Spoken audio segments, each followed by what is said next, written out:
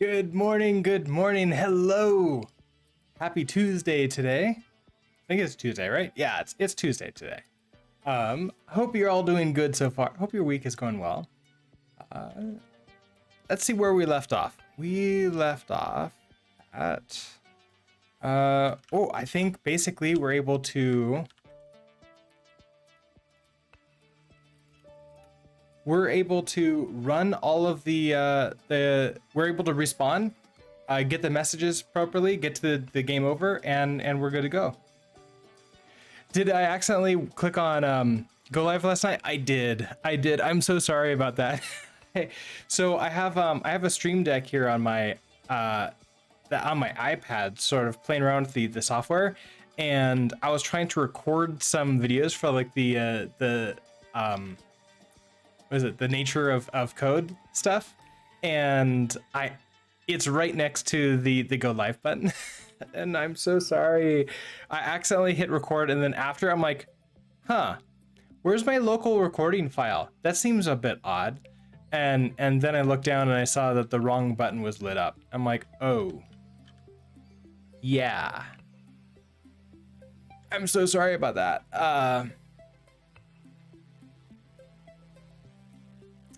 I will endeavor to not do that again. I dropped a message into the Discord saying like, oh, I totally accidentally went live. And I was thinking about afterwards, like, oh man, I know some people just like keep the page up too. And so like my voice would just start suddenly playing. And if it's that's in your bedroom or you have like a studio apartment or something, then that's just gonna be something that happens. And I'm like, oh. So, I will try my best not to do that again.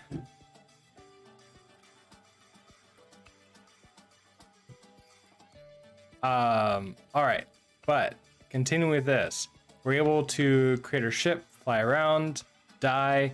It tells us how many lives we have left. Maybe move the button a little bit to the right. Yeah, I should probably I was actually thinking I want to create a complete, because I noticed that we could have different profiles for the stream deck. So I think I'll just create a different profile for that section, and then there won't even be a go live button. So I'll do that before my next recording stint, and that way it won't happen again. Okay, come on, die. There you go, and then we get the game over, and no matter how many times I press enter, it's done. Game is over. Okay, so what I want to do now is make it so we can shoot. It's also your fault for not putting your phone on D&D. So I've gotten into the habit recently. I don't put my phone on D&D, but I do leave my phone in a different room than where I'm sleeping.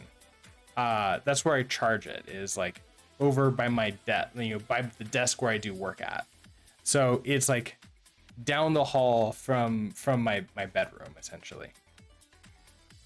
And that helps out a lot too, because like I tend to leave my phone on with like all the notifications and everything else, and I then end up having to close the door to that, because it will ring, but also at the same time I kind of want to hear it if there's like a phone call that I really need to take.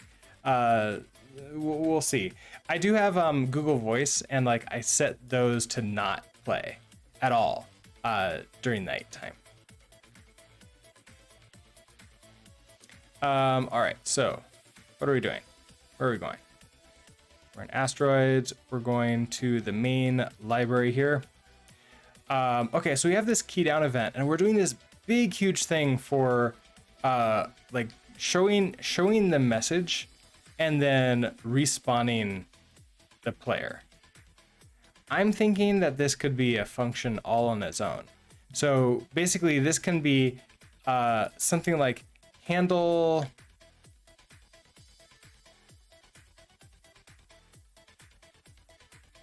What would this be? This would be handle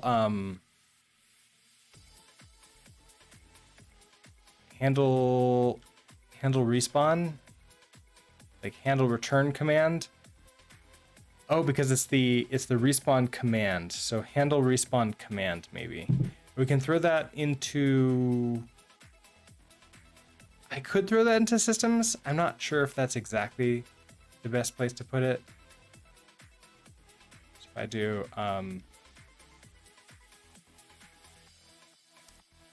in main, we'll do wait, I have handle respawn?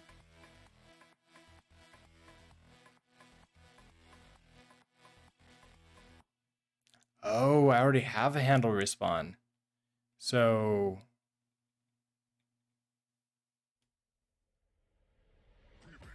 this is not the same thing. All I'm doing here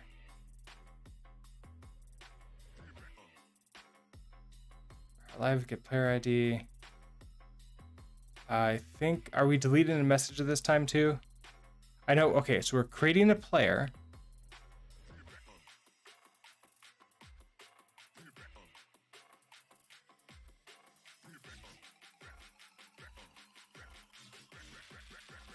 I'm trying to see, are we getting the messages?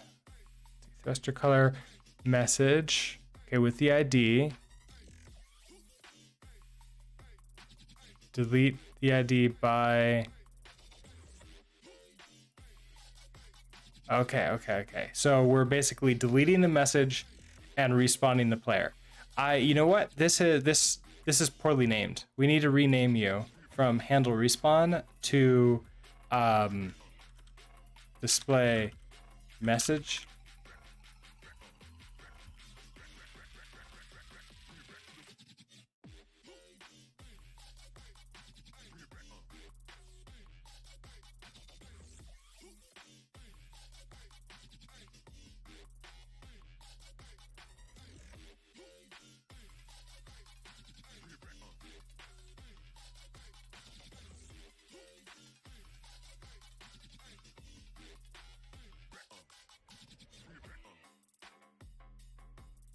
There you go. Import you. And that means then we can have a handle respawn.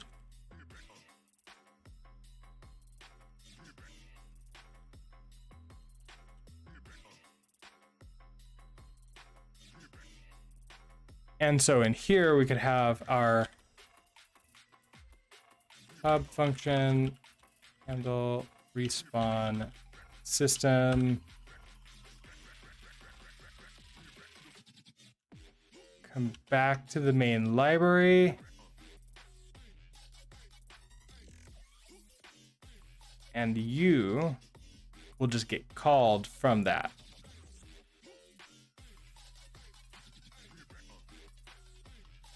Okay, so we're doing a whole bunch of unwraps here. I think we can replace almost all of these unwraps with a result.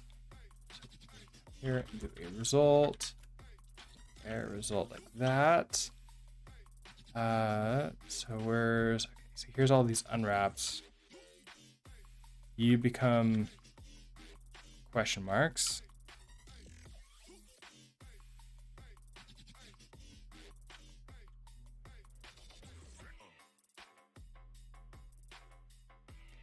Let's see. We also need to return an OK at the very end.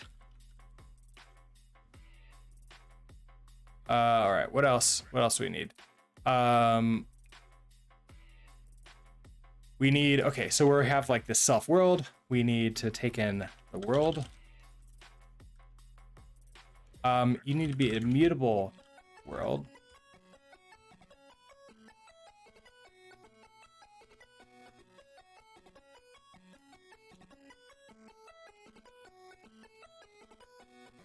Okay, we need to bring in names.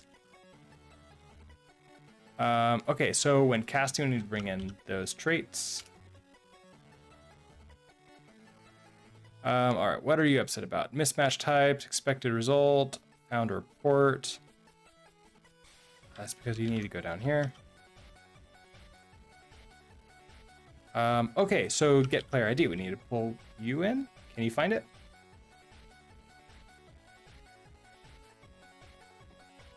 No?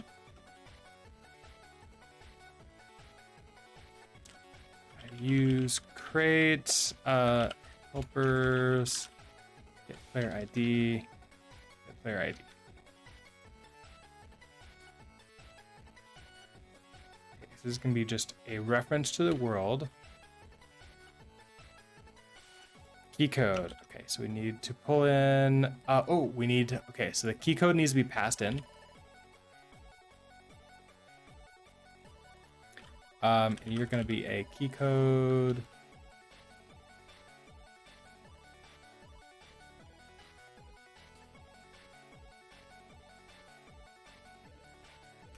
That. Okay. All right, so then you're just world. Same thing here. Let's see.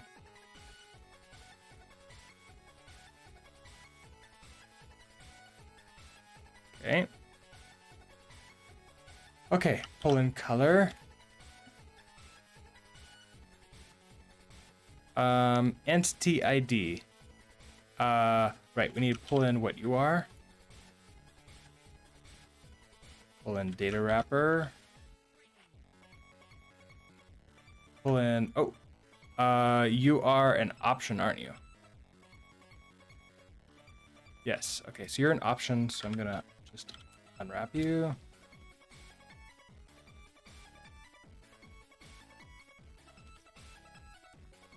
Import the traits. And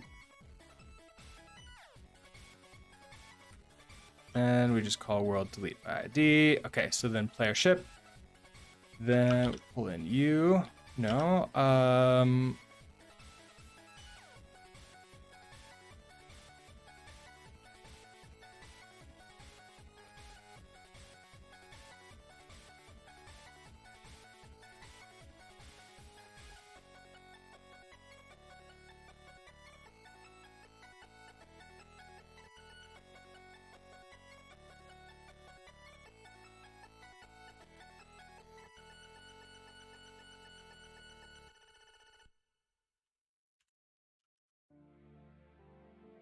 All right.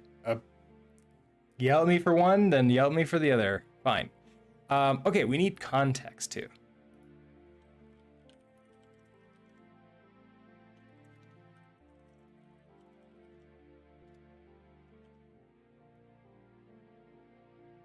Okay, so then, okay, we need graphics. We need this point. And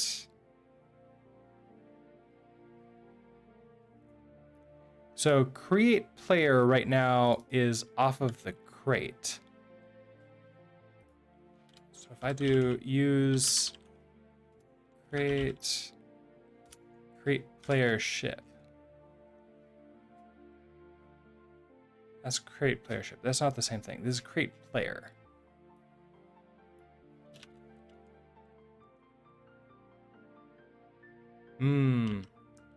Oh, maybe I have to go upwards, like use super.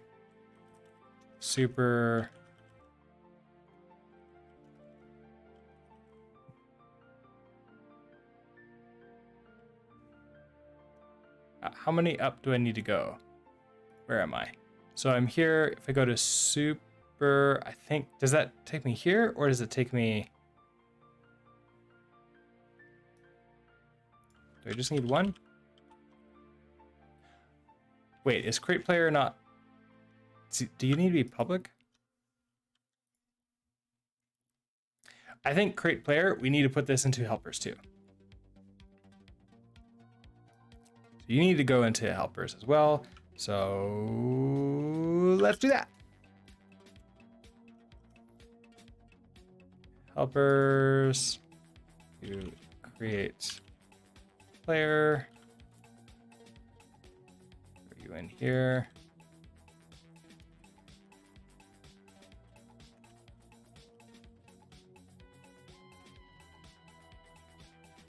All right, let's fix you up. Okay, so you take in world. So you need to know about that. You need to know about meshes and points and results.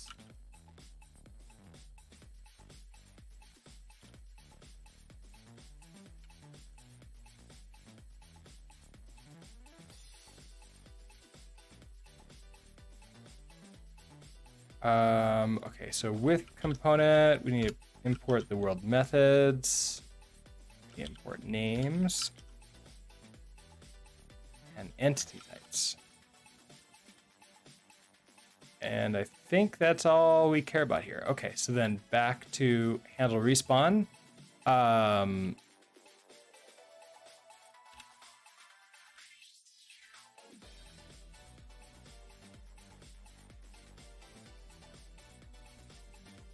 You can't find them.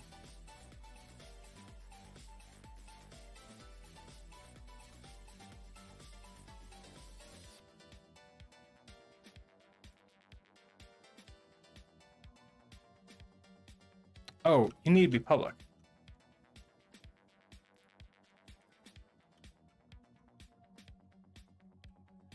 Okay, there we go. So now we have a create player.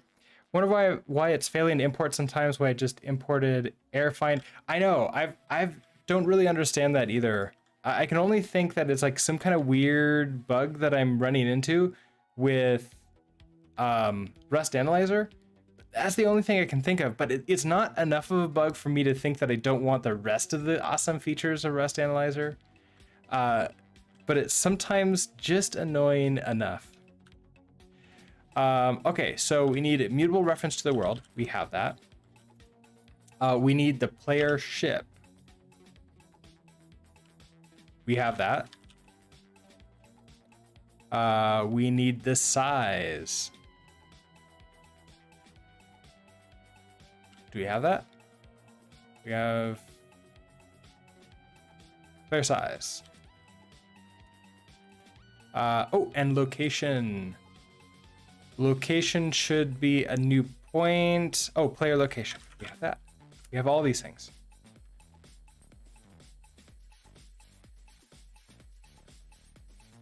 All right. Okay, we don't need you apparently. So then you're just not being used is the only thing you're yelling at me about. So if I head back to the main library, we should now be able to use this inside of this key down event. So we should be able to say, okay, when we have the key down event, we want to handle respawn system. We're going to pass it in a mutable reference to self.world. We're going to pass it in that key code. We're going to pass it in the context. We'll unwrap you and we're good to go. And then we can get rid of all of these warnings.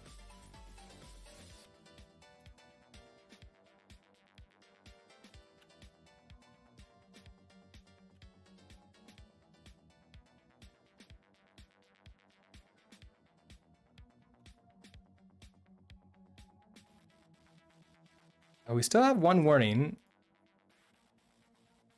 Create bullet mesh. Oh, right, because we haven't even started with that. Where is this? Helpers create the bullet. Okay, right. So if we just run this, everything should run exactly as we were hoping that it would last time. Yes. Okay. Perfect. So I can die, respawn.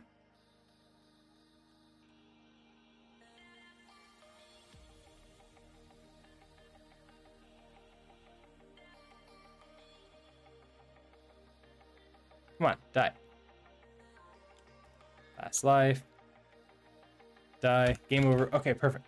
So everything is still working. And what that means now is in our main library, when we have the key down event, we want to now pass in.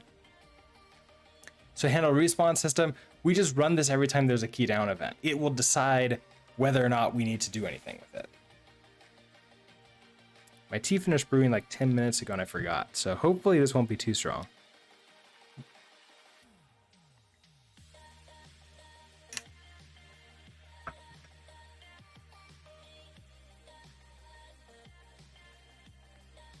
All right, so what do I want to do here? I want to create a bullet system to insert a bullet every single, which means we need the player. Okay, so we're gonna want, let's see, we have the create bullet mesh. Let's go into systems and add a system here.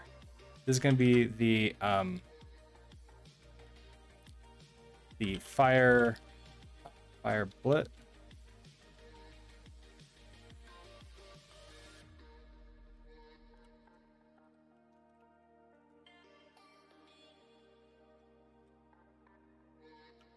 All right, I'm gonna close all of these down to give us a nice clean working area.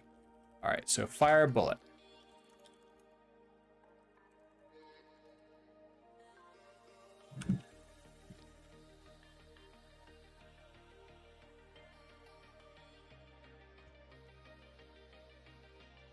Okay, we're good to sort of start working on here.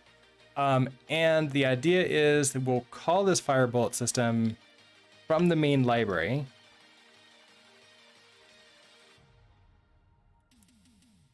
Right here. So do a fire bullet system, and then we'll just sort of figure out what we need to pass in as we do this. Okay, so what are we gonna do here? We need to know what the key code is to know if we should be firing.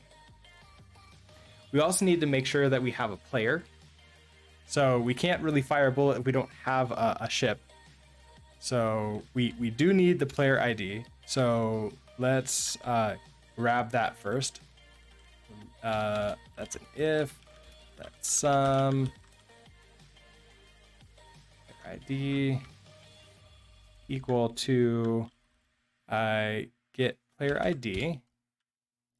We're going to pass it in a reference to the world.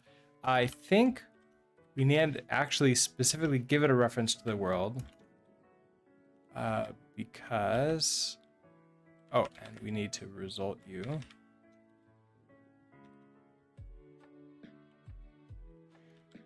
We need to take in a world, which is a mutable reference to a world. We're going to need it to be mutable so that we can update this.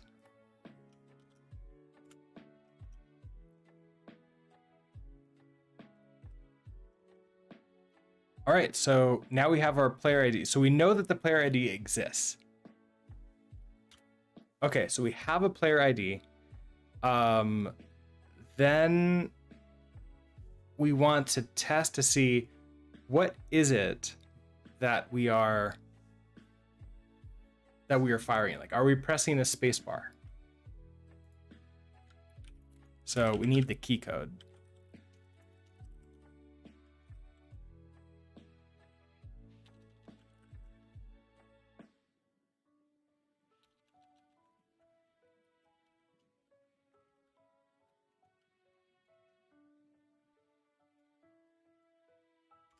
We need that.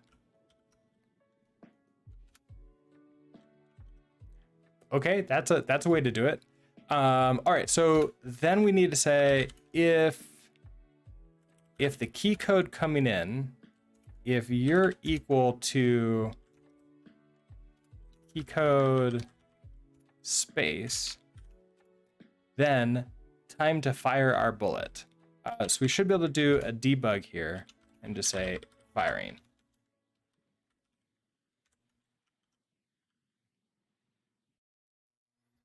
And we can come back into our main library, and you're going to yell at us because we haven't yet passed in the world or the key code. So readable reference to a self.world and the key code. And that's it for right now.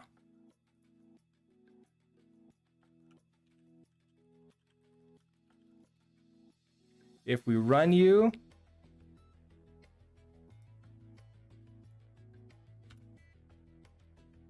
firing, perfect. And if I die,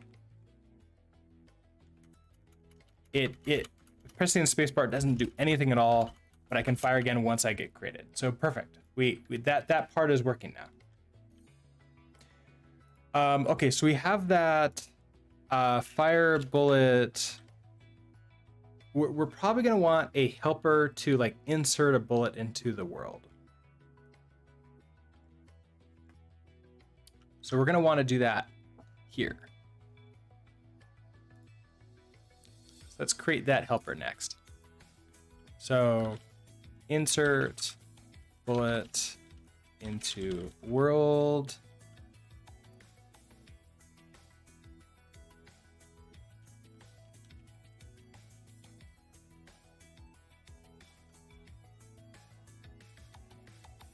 All right, pub function, insert bullet into world, return a result. There it goes. Now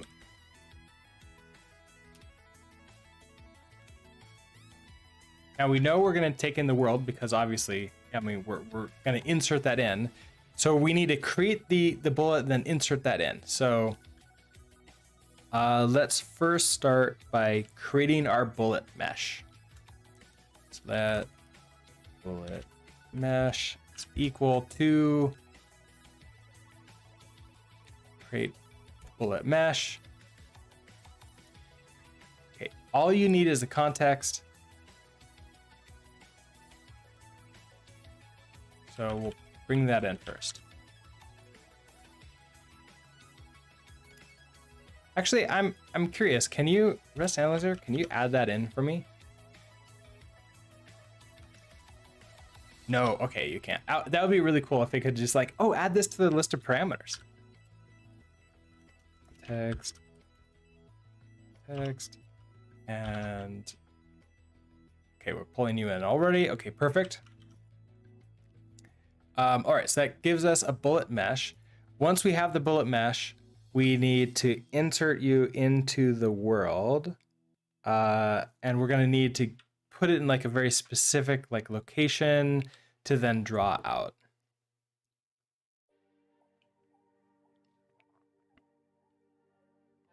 You wonder if they thought about that feature? Yeah, I don't know. I haven't really gone and looked at the GitHub repository for Rest Analyzer, so I haven't really looked at their issues at all. There might be feature requests for that. That being said, they've been adding so many amazing things. I sort of like almost feel that I don't have to ask, that it's just gonna come eventually.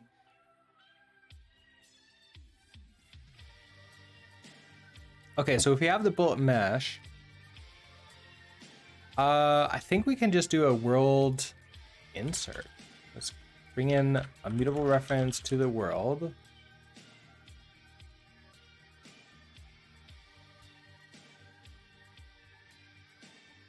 And we're gonna do a world dot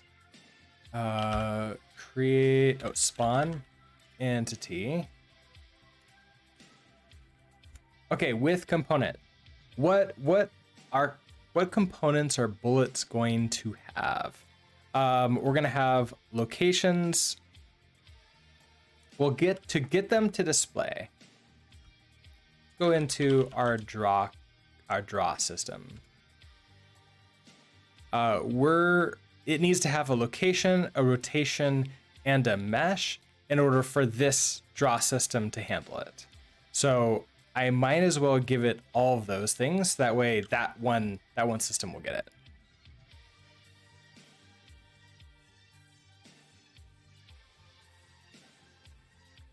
So what is this? Location? Well, we have the mesh, so we might as well do that first. So that's going to be a names mesh to string, and then our data is going to be this bullet mesh. Okay, our location. Where are we going to put this? I guess we kind of need a location.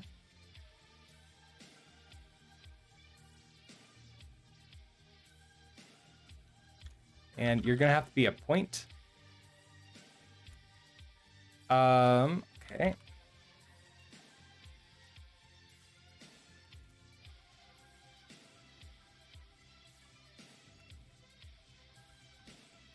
And you're gonna be our location.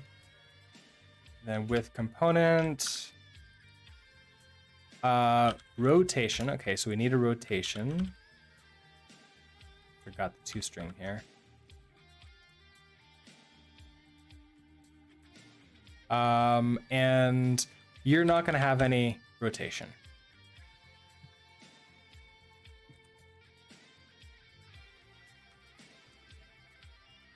But that will insert the bullet in here. Okay, so perfect. Then when we insert bullet into the world, we need to go back to fire bullet. So if we want to insert that in, we need the player's location.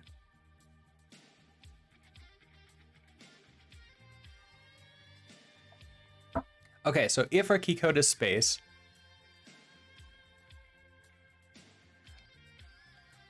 how about we do an early return? So if the key code is not equal to space, then just return okay like that. Just early exit.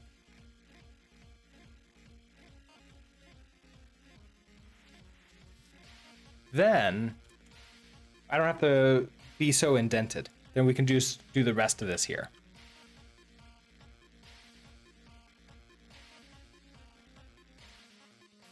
Okay, so can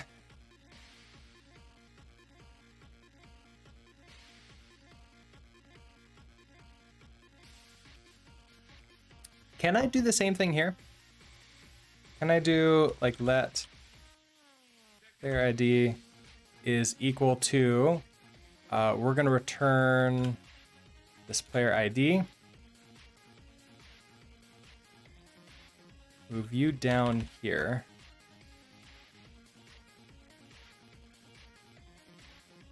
And then if you don't exist, we're going to return, okay, early exit here too.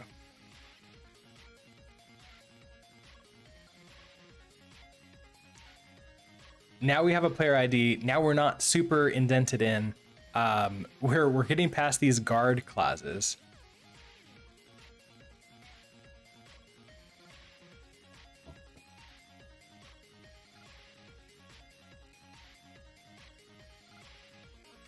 So then at this point, we're ready to go. We have our player ID.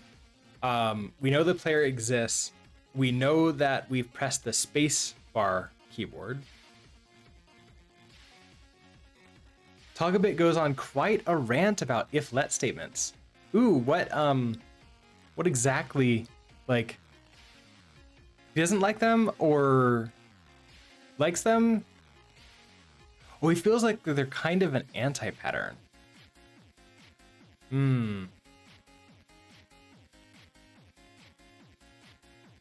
I don't know if I've like developed strong feelings about it one way or the other yet. Maybe eventually. You just get yourself into such a deep nesting quite fast. I do agree with that. Unless you're doing something like options. Oh, wait, maybe we could do that.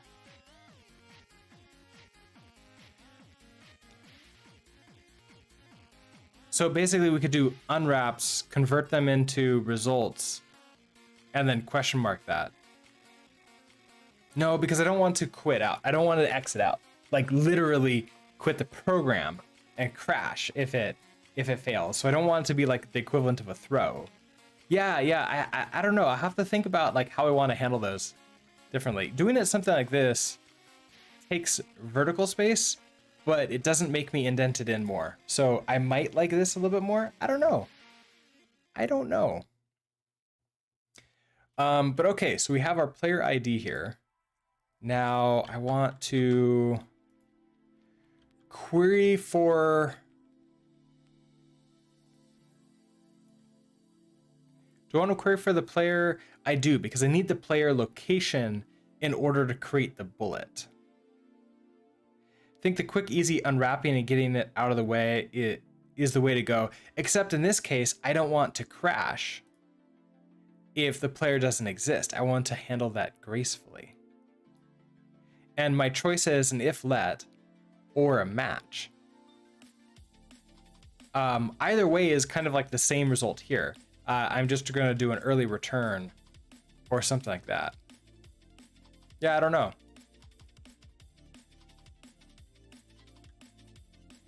I mean, the way you did with unwrapping it in the if let, then getting out of that statement. Oh, like this. So like unwrapping it here and then returning. So yeah, getting out of here, staying on the same horizontal indentation. I'm gonna play around with that. We're gonna try this pattern a little bit, see how we feel about it.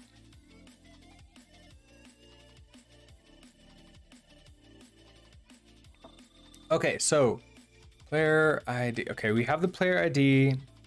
I don't even know if I need that much.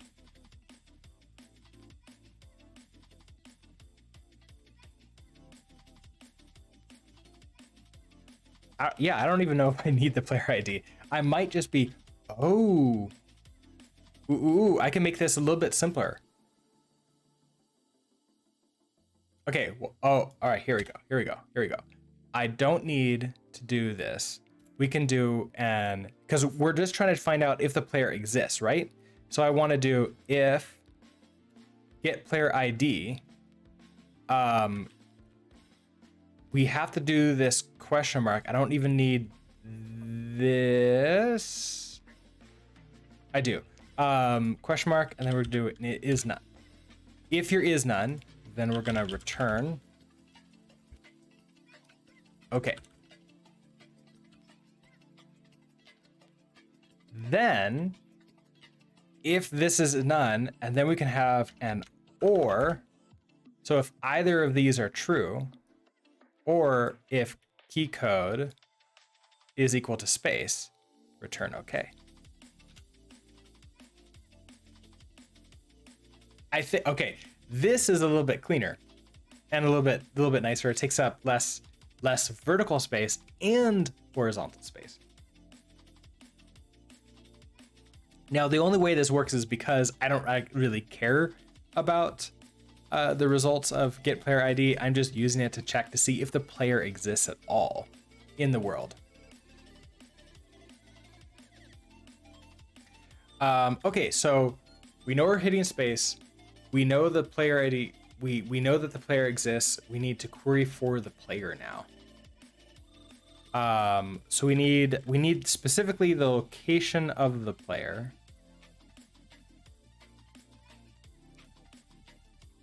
Perhaps a better way for me to test this though is I could just create a location. So I could just say location is equal to a point new, and we'll just do like 50.0, 50.0. And then we can call the insert bullet into world. Okay, we need our context.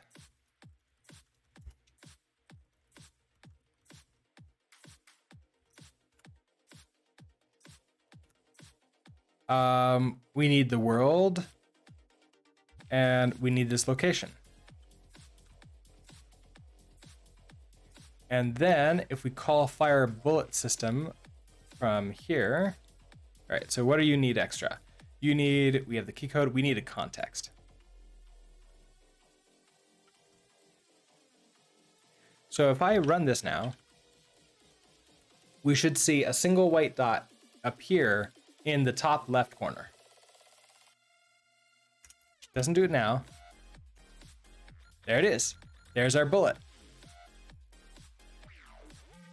Now I need to actually get the location of the player. To know that it's the player's location, we're gonna get the markers. We're gonna get the markers and oh, you know what we can do?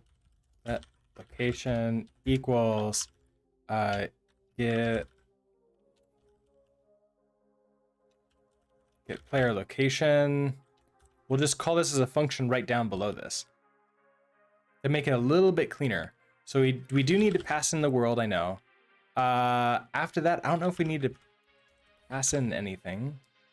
And we're gonna need to get the velocity, no, probably like an acceleration to give it an initial acceleration.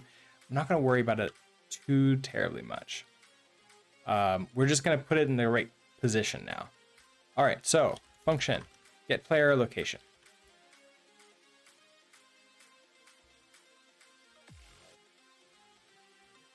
Okay, world is, you only need to be a reference to the world. We don't need mutable access to you. We're gonna return a result with a point.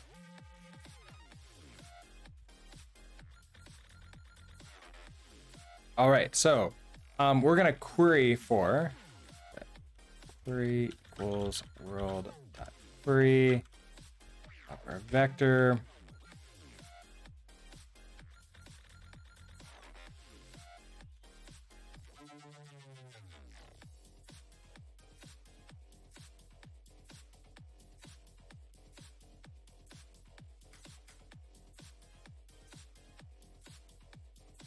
You don't know what names are? Really? Okay, fine. You are create. It doesn't know how to find things in helpers, does it? Names, location, toString. It's wonderful. It's beautiful. Can you maybe? No, you can't do that. Oh, it's because I need to. It's yelling at me for this, I think. If I do a to do. Now will you let me do this type of stuff? No? Okay. How about no? No? Okay. Whatever.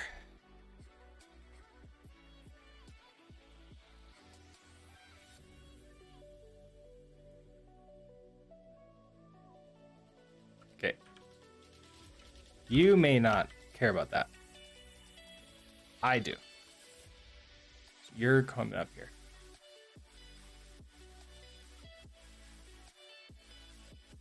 All right, so we're gonna get the location, but I also need markers.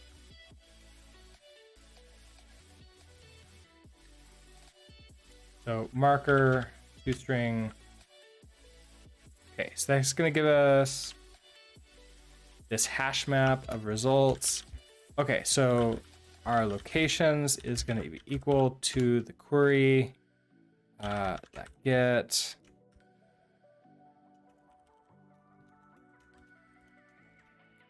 names, location, string, names, marker to string, unwrap you. Okay, so that's going to give us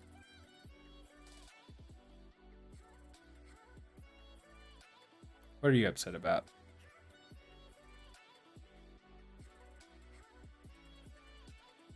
Oh, one. I have to do these each separately. That's why.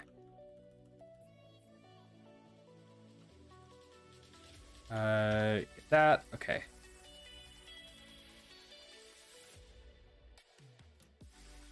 Let markers is equal to get you, unwrap you. All right, so now we have locations and markers. And basically this things that are locations or markers only. So we need to loop through, so for index and marker in markers.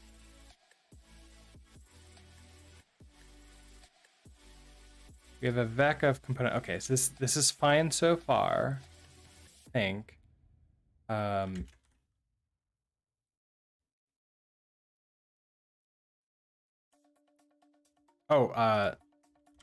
Iter enumerate. Okay, so that's going to give us our index and the marker here. then we're gonna have to check to see if the marker is what we expect it to be. So we can do some shadowing here. So marker equal to, you're gonna have to be this, oh, I typed iter and randomly deleted. Sometimes I just think I'm going crazy. But sometimes I guess it's Rust Analyzer deciding that no, I'm your pair programmer and you're wrong. Oh, Phil, hello. Can you explain the Rust 2018 module system to you like you're 5? It confuses you. I can do my best. I don't have very much experience like doing the explain like I'm 5 though. So, module systems in Rust are, well, let me ask a different question first. Are you familiar with module systems in other languages like maybe JavaScript, like Node.js? If you are, then I can use that as a reference. Yes, okay. Okay, so in Node.js, if you want to do a module, so if I just create a file, let's do like, we have index.js, and then if I create just another random folder, we have like, I don't know, like routes. And inside of there, you can have another index.js. And then inside of there, you can have like my, I don't know, like user routes .js. So in here, you might have your function. So it might be something like module.exports. And you're going to have something exports equals, and then we're going to have like get users, and you're like a function that does something. Okay, so we have this. In this index here, we could then just do re-exports. So this is going to be let const, I guess, in this case, user routes is equal to require user routes.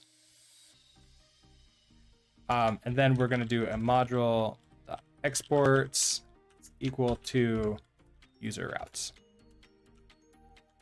And then finally, in this index.js, we could do a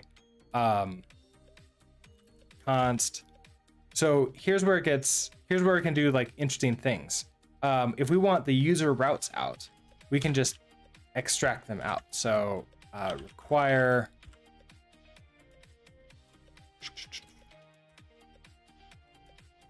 we want the routes like that. I think that's all I care about here. So then in here we can do user routes out of here. And then I can just use the user routes however I want. So what we've done here is I have a folder routes. I have this index in here, and if you require in JavaScript a folder, it looks for an index.js and it pulls that in, which then in this case, all that's doing is re-exporting everything else inside of there. So given that, coming back to Rust, in my main library, at the very top here, I have a bunch of use statements, and I have a bunch of these mod statements. So a require in Rust is slightly different than JavaScript in that it's a two-step process. First of all, I have to tell the compiler that there is a module somewhere, and it's named errors, helpers, systems. We have those. Now, as soon as I tell it errors, it goes and looks for either a file named errors or a folder named errors with a mod inside of it. So here we have systems. It looks for system, something named systems, and then it finds a mod inside of it. So, okay, great. Now I can use systems. Notice I don't have to put the mod in here, just like I don't have to put the index in the JavaScript, the Node.js version. So then I can just use systems, and then I tell it where to go. If it's the only file in the directory, it can infer that. Oh, really? Okay, I've never only had one file in the directory, because then I don't usually have a directory. But that's nice to know, stacking. Thank you. And so then, and that's how, like, using that is like my require. It's pulling in and making whatever the thing on the far right is available to me. So then I can now, I see that that's being used down here. I can now use this exactly like I would in any other programming language. So that's the module system in a nutshell. It doesn't seem to be too terribly bad. I don't. The big thing is in these other files, you might notice me do some craziness like crate. So everything is based upon where this file is. So if I do another use, either it's going to be, well, okay, this is very similar to like when you pull in like a node module, you can require, and then if you use like a /, that's like a local file that you're pulling in as a module. And if you don't use a /, it's inferring that it's in like a node modules somewhere that you can pull out of. That's kind of what's happening here. I'm just saying, hey, go find BBECS and get that out. Otherwise, oh, it's my own crate. It's a file in there. Go to the root of the crate, and then here's the path to get there. I can also tell it to go one up a directory by saying, okay, use super one up for me. And then here's like my list of things that I can get out. So I have all of the flexibility of all the other systems. It's just that the syntax is just a little bit different. Does that help? Can I explain that a little bit more? Let's get this JavaScript out of here. We don't need this in here.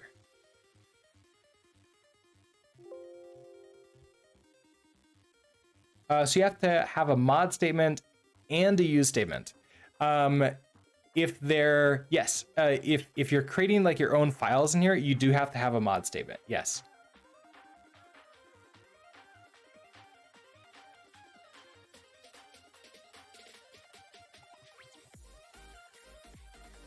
I guess there's one last use of mod statement, which is fairly unique to Rust as far as I can tell. Maybe it might just be that I haven't used languages that use this, is I can create an inline mod. So I can do something like mod tests, and then all my code goes in here, and it's now a module inside of a file. I'm usually only do this for tests. I rarely do it for anything else. It is technically possible though. And then what's really nice is Rust Analyzer will auto pull these things in. So as I say, hey, I need this data wrapper, it will just find these and pull them in for me. So I don't really need to worry about it too much. All right, so string, we want it to be to reference equal to cast. Epic Blarg, hello. Technically you only need mod use to avoid having to type all the long namespace change. That's very true. Yeah, you'll notice like sometimes, like if I had to write like this in every time I wanted to write insert bool into the world, I would be off to the right. Like I'm already using my horizontal space quite a bit. It would be even worse. Okay, so we get you out. So you're now wrapped in like the RC. I think I can't. No, I can't. You can't cast and borrow in the same lines. Then we can do. Let's do marker equals marker dot borrow. That gives us the ref of the string. And then we can do our if. So if our marker, let's dereference you, you're now the actual string itself. If you're equal to, let's see. This is going to be, entity types.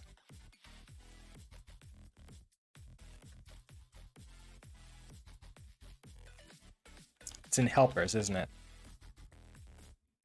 One of the few times I have to like go and do this myself is anything in the helpers. Rust Analyzer is not helping me out today. So create helpers. Let's see. We want the entity types. Okay, entity types, player to string. Okay, so if the marker is the player, so then we know that this is the right index. Then we want to get location is equal to locations of position index.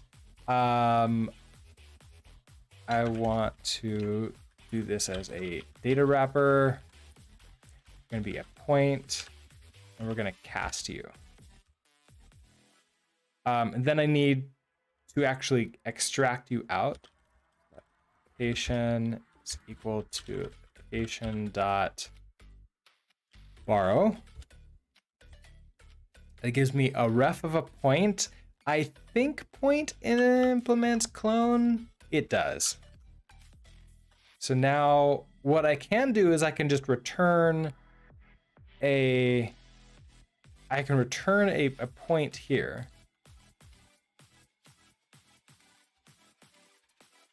Now we know that we're going to have a point.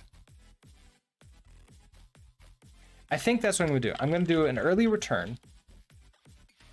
And we're going to say, okay, with the dereferenced location, which should clone that out. And then if I reach the end here and we haven't found anything, I'm going to run fail, which is a macro from error, the crate, that allows me to just write like a result error right here. So I can then say, you are going to be could not find player location.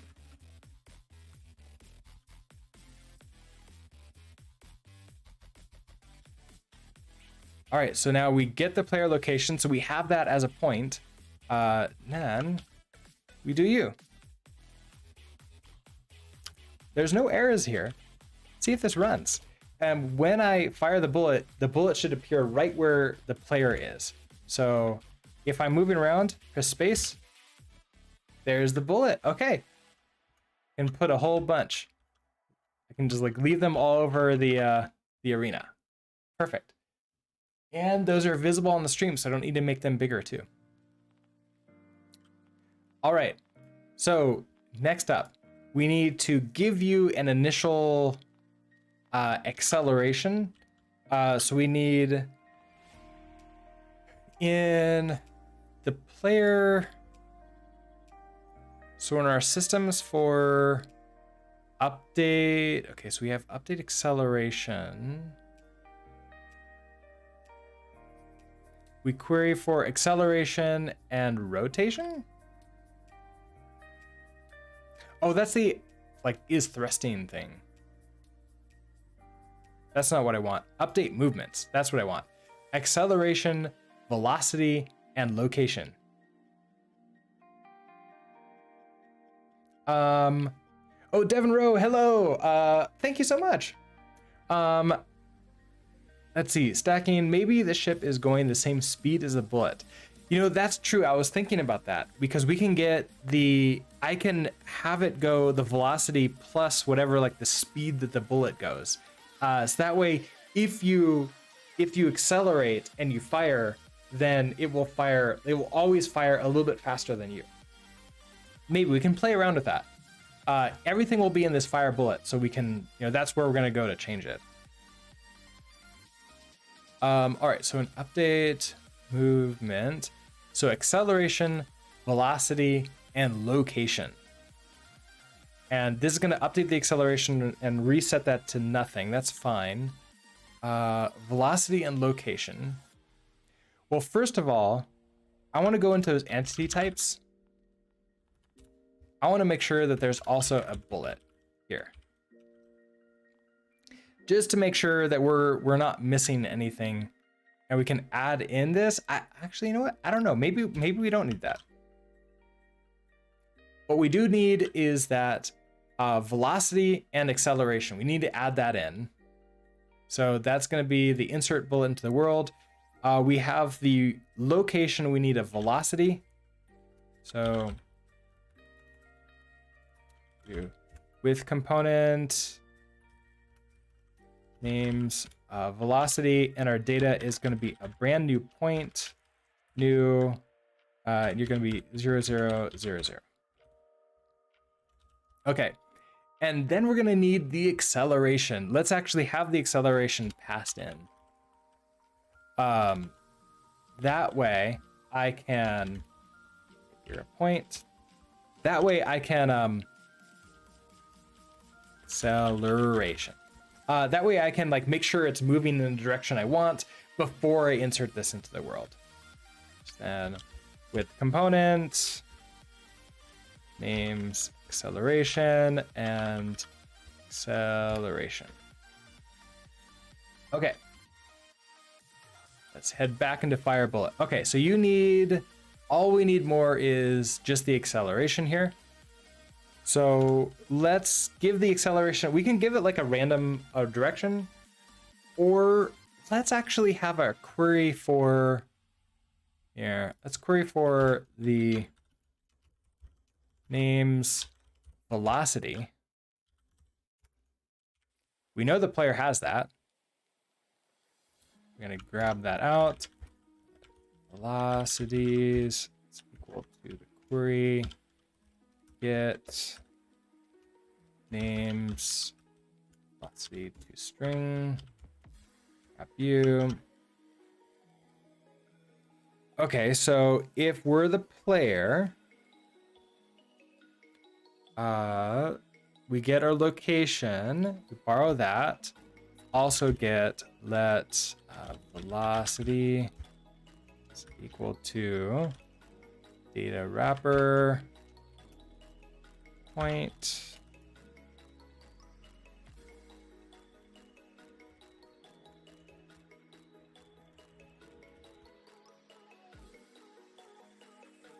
So I realized, something I can do here? I can get rid of this.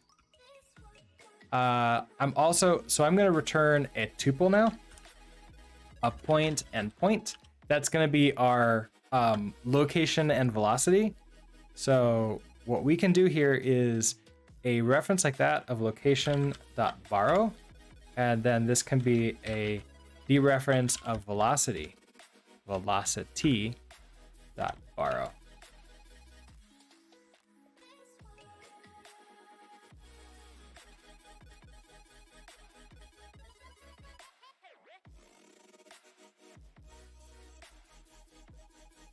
Why are you a bull? What did I do wrong? Why do you think you're a Boolean? Data wrapper of the point. Oh, look at this. I have a second equals here. This happens all the time with me with a Rust analyzer, is I don't notice this, and I end up accidentally putting something in by accident. Okay, so now I have this. We're going to return you. Oh, you need to be a tuple, so can't forget that. Parentheses. And then up here, you're going to be location and velocity. Now I have all of these. I have these. So we need to create a new acceleration. So let's say let acceleration is going to be equal to our velocity multiply scalar. Oh, you know what? You need to be mute. I don't need to reassign you. You're just going to be the new acceleration.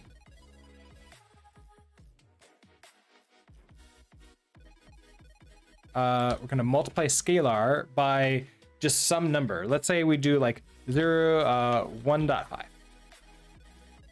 You're going to be 1.5 times faster than our ship, and we're going to pass you in. Acceleration. All right. No errors in here, but we have 2 errors out here. With component, okay. Oh, 2-string. I forgot the 2-string.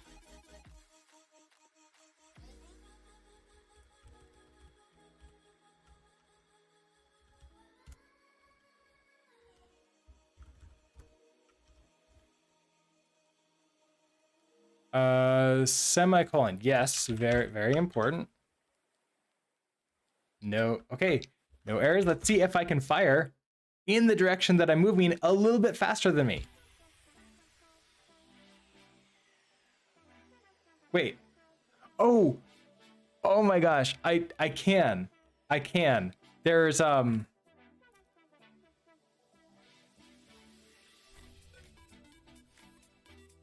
okay. That's interesting.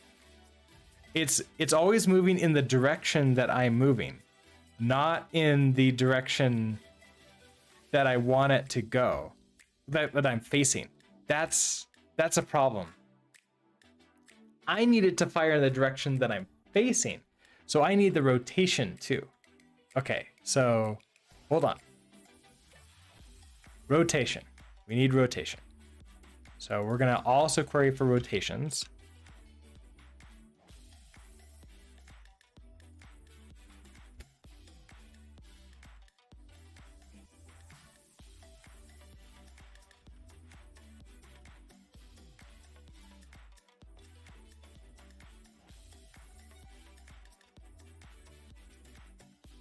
Okay, so we have the rotations here. We're gonna need to just extract that out here as well. So we're gonna have a F32.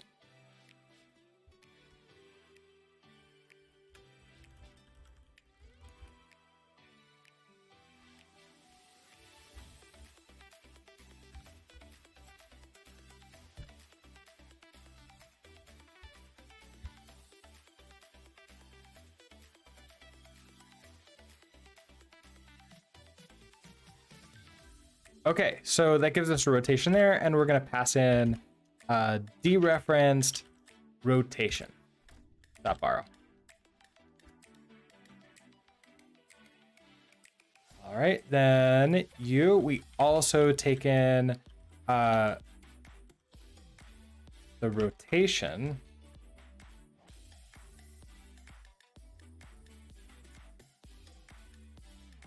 So this is gonna be interesting, and I don't know if I'm gonna have time to do it today to finish this today. So now comes the math part. I need to know, we have a rotation. We need to know how to get to choose the direction to get there, and I think it's something like we do like the tangent and the cosine of the rotation. We're gonna get like the x and a y of a vector. Then we can normalize that vector, and then multiply by like whatever force that we want to fire it on, and then we can add in the acceleration to make sure that we're firing in the correct area. So I think, let's see, how do I want to do this? We do let x equals rotation dot, I can never remember which one it is. It's either, oh, let's just try this. X let y equals rotation dot n. I think, oh wait, no, I think it's cosine and sine. I think that's what it is. And then we can create a new acceleration. So you're just a velocity again.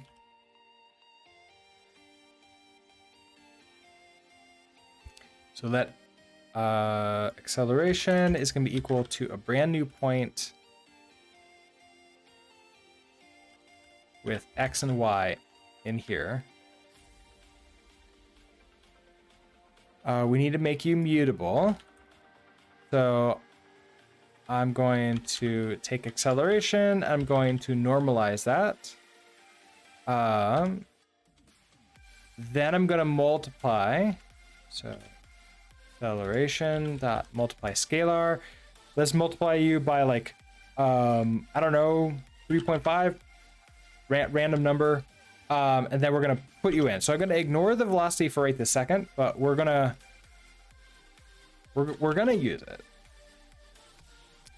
So if I do that, we either going to fire in the direction we're facing or in like a weird, oh, first try. Okay, so we hit that, and then acceleration multiply scalar. Now I want to take the acceleration. So acceleration plus equals the velocity.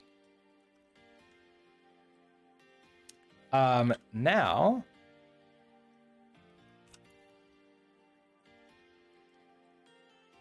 if I'm standing still, I can fire like that. If I'm moving forward, I fire a little bit faster. And I'm always firing in the direction that I'm moving.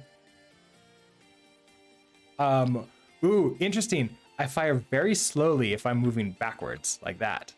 I don't know how I feel about that.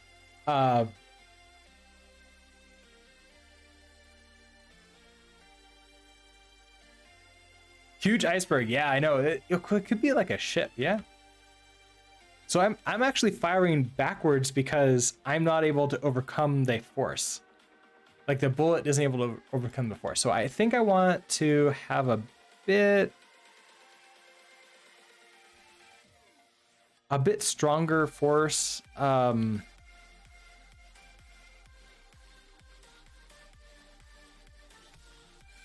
Despite the quirks, this looks really cool. Oh, thank you. Let's multiply the scalar by 10.0. What could... Is that going to be too fast? Doesn't feel too fast. Like, you move really slowly when I do that. So this is very different than the original arcade game version of Asteroids, in which the bullet is just always the same speed. So we see that now. Let's say I don't multiply scalar. Sorry, let's say we don't add the velocity. If I just have that multiply scalar, and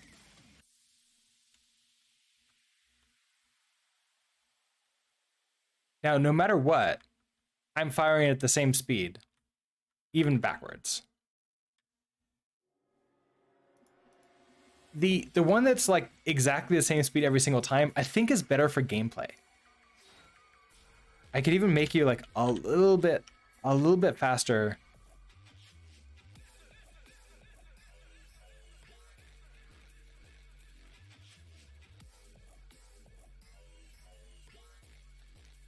I mean, I could add acceleration just a little tiny bit, but I don't know if I don't know if it feels good. I might keep it in. I might keep the code in there commented out in case we want to like play around with it more. But this feels really good. Now we are gonna want to kill the bullet after some amount of time. And I wonder, do I need like a ticks to live? Because I think that we remove the bullets. Oh, I don't think we remove anything in systems.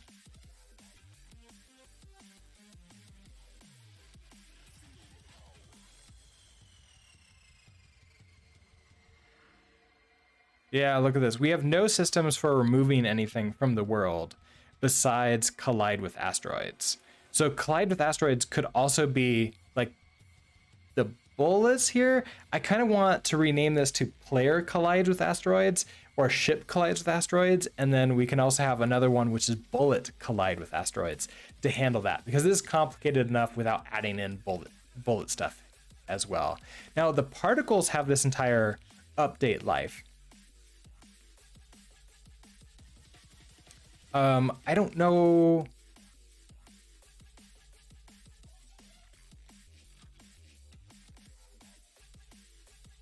If I, let's see, ticks to live, what are we querying for? We're querying for anything that has ticks to live, and then we're deleting them. I almost wonder if I refactored this to not have a second world, just to use a single world. Like let's say we don't do particles world.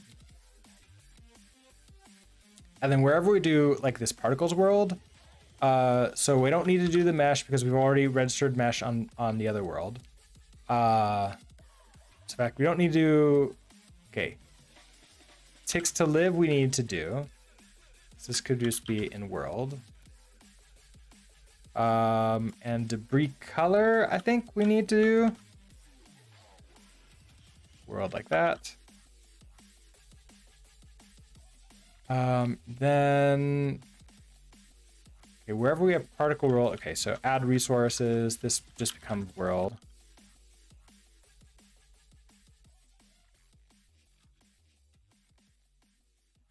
Don't need you.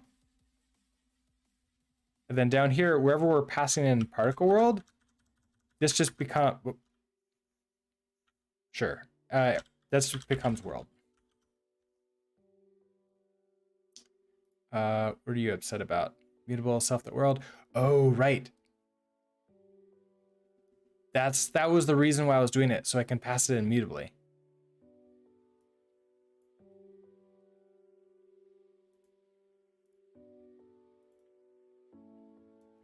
Let's say I... Can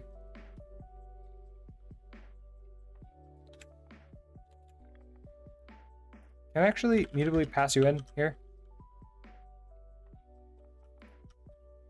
And we don't take in particle world like that. Just make you mutable.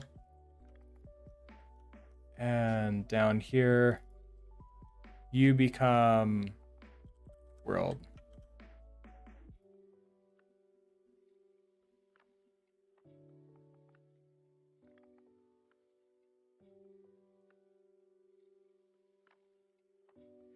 Closure requires unique access to world, but it's already borrowed. Oh, we need to do a bunch of drops, I think.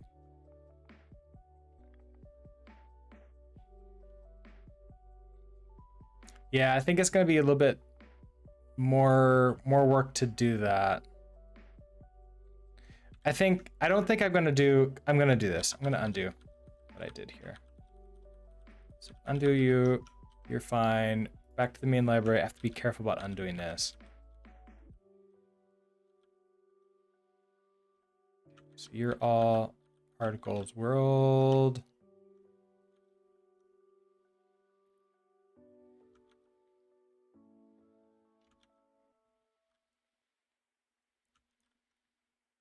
Okay, I think you should still, everything should still be happy. So what we need to do is have a time to live, and we're going to have the bullets follow that time to live, and then die after a certain number of ticks, I guess. Because I think that's what we're doing there. And that is gonna have to be next time because it is 8:20. I have to get ready for work. I do have a meeting relatively soon. So let's go ahead. I'm gonna shut off the YouTube video here.